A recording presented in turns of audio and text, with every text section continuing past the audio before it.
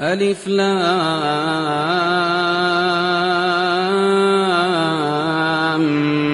ميم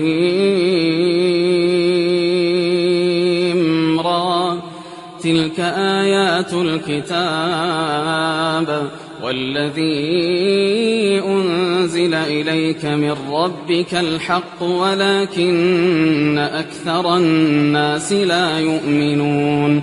الله الذي رفع السماوات بغير عمد ترونها ثم استوى على العرش وسخر الشمس والقمر كل يجري لأجل مسمى يدبر الأمر يفصل الآيات لعلكم بلقاء